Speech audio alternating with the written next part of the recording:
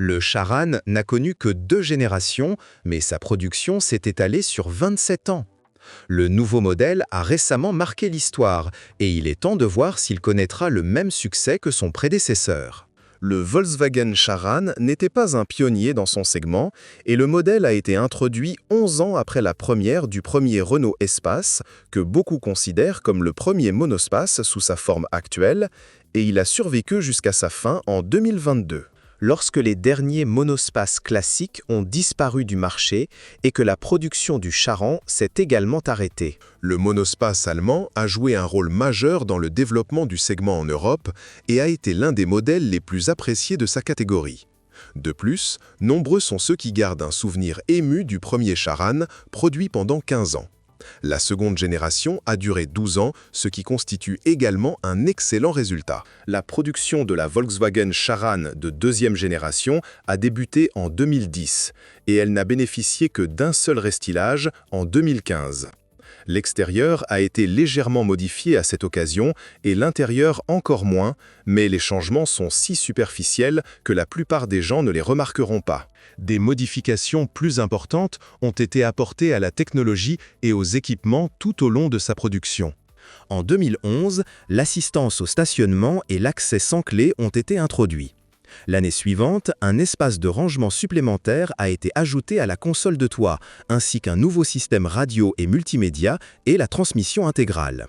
La fermeture électrique des portes coulissantes a été ajoutée en 2013. Dans le cadre du restylage, les changements les plus importants ont été apportés au moteur afin de l'adapter à la nouvelle norme Euro 6. Par conséquent, le Charan 2 ne propose aucun moteur qui était disponible à la fois avant et après le restylage. De quel type de voiture s'agit-il et à qui est-elle destinée? Ce véhicule remplit toutes les fonctions d'un monospace classique. 3 rangées de sièges indépendants, rabattables, coulissants et réglables, portes coulissantes pratiques et un coffre spacieux.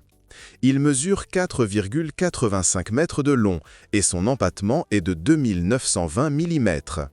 Il est ainsi environ 45 cm plus long que le monospace compact Touran. Le volume du coffre du Charan dépend de la configuration intérieure, mais la version 3 rangées offre 267 litres d'espace utile. Avec 2 rangées de sièges, le volume atteint 658 litres jusqu'à la plage arrière et plus de 900 litres jusqu'au toit. Le constructeur annonce un volume de 711 litres pour la version 5 places. Le volume maximal, tout siège arrière rabattu, est de 2430 litres. Volkswagen proposait 3 configurations intérieures pour le Charan. La version classique comportait 5 places et 2 places supplémentaires pouvaient être ajoutées en option sur la 3e rangée. Une version 6 places, avec 2 sièges par rangée, était également disponible jusqu'en 2016. La voiture est sans compromis en matière d'ergonomie, un chef-d'œuvre dans sa catégorie. Elle offre une bonne position de conduite, nettement meilleure que celle de son prédécesseur, et surtout, on s'y sent à l'aise sur tous les sièges, et pas seulement à l'avant, comme dans le modèle précédent. Le Charan 2 n'est pas seulement le successeur du Charan 1, mais aussi une voiture plus luxueuse et très bien équipée, se démarquant nettement de la concurrence à tous égards.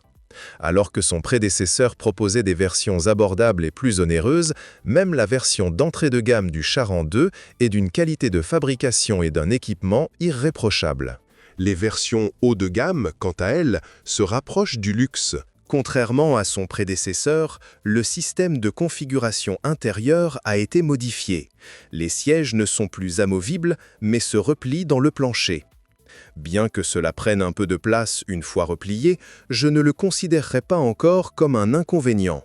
Il faudra peut-être quelques années avant que le Charan 2 ne devienne un véritable véhicule utilitaire, à l'instar du Charan 1 avant son restylage. Chaque siège des 2e et 3e rangées est équipé de fixations ISOFIX pour siège enfant, et un siège enfant intégré installé en usine était disponible en option. Contrairement à de nombreuses solutions similaires, il dispose d'un appuie-tête séparé permettant un passage correct de la ceinture de sécurité. En résumé, le Volkswagen Charan 2 est un monospace encore plus raffiné que son prédécesseur et, surtout, une voiture familiale quasi parfaite. Confortable, sûr et facile à conduire, il est également superbement conçu et équipé. Sa tenue de route est excellente grâce à sa suspension arrière multibras indépendante et les versions à 4 roues motrices sont particulièrement performantes en conditions hivernales. Siège Alhambra. Copie de Charan? En substance, les différences entre l'Alhambra espagnol et le Charan allemand sont mineures, hormis l'esthétique.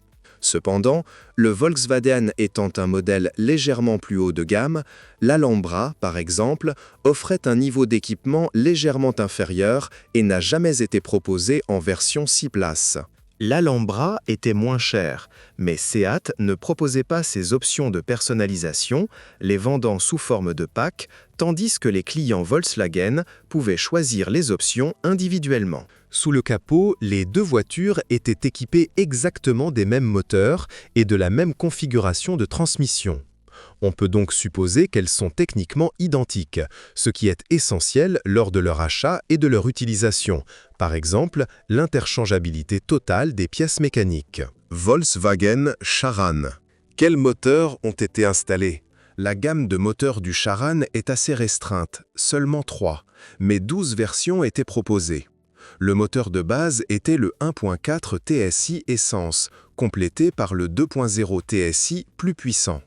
Le moteur diesel était le 2.0 TDI, et c'était bien sûr le plus populaire. En y regardant de plus près, l'appellation 1.4 TSI englobe les moteurs EA111 avant restylage et EA211 après restylage.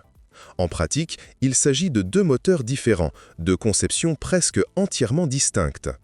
Le moteur 2.0 TSI a lui aussi évolué, avant et après le restylage, mais les deux versions appartiennent à la même famille, EA888. Le moteur diesel est disponible en 4 versions avant restylage et 4 après restylage.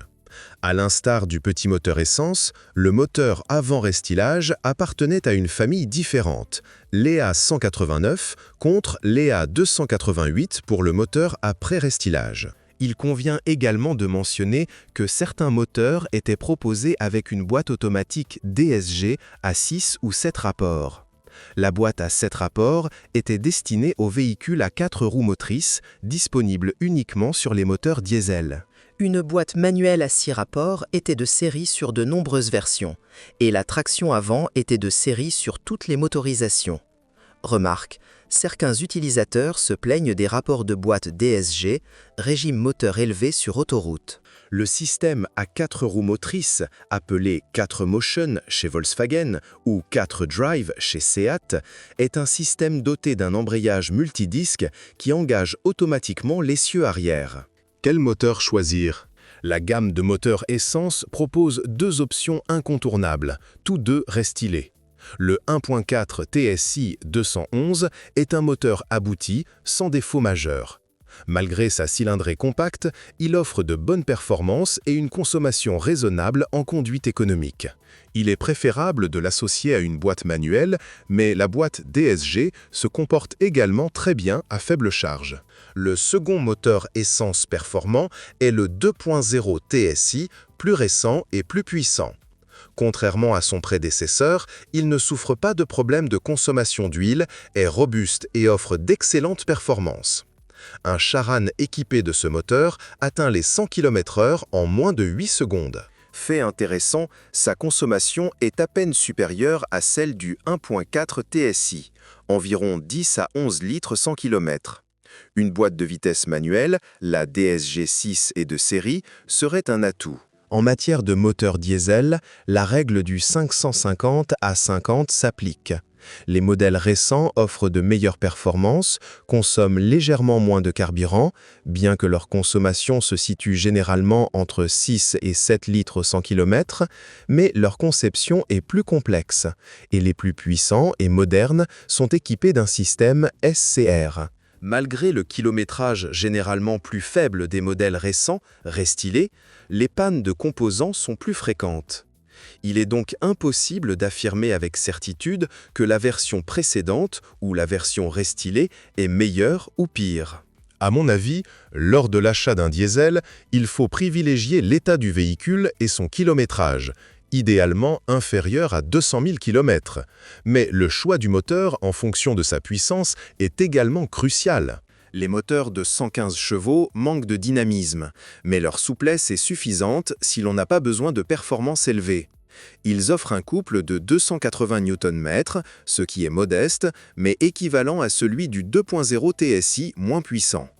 L'accélération de 0 à 100 km/h s'effectue en environ 13 secondes. Les versions de 140 à 150 chevaux sont tout à fait convenables, tandis que celles de 170 chevaux et plus offrent de bonnes performances. Un autre point important à prendre en compte si vous prévoyez de garder votre voiture longtemps est la norme d'émission, cruciale pour les moteurs diesel. La norme Euro 5 vous empêchera d'accéder à de nombreux centres-villes, voire à des villes entières, aujourd'hui comme demain. Seuls 2 moteurs d'une puissance de 150 et 177 chevaux, équipant les véhicules fabriqués à partir de 2018, répondent à la norme Euro 6 DTEM, la plus exigeante. Le moteur essence 1.4 TSI de l'année modèle 2018 est également devenu le dernier moteur essence de la gamme. Enfin, concernant les moteurs diesel, il faut bien sûr s'attendre aux défauts typiques de ce type de moteur, même si, en pratique, le 2.0 TDI de ce modèle est très fiable et durable. De plus, toutes les pièces sont relativement peu coûteuses, comparativement aux autres marques hors du groupe Volkswagen, et facilement disponibles. Les moteurs TDI consomment moins de carburant que les moteurs essence et sont plus répandus, ce qui facilite leur acquisition.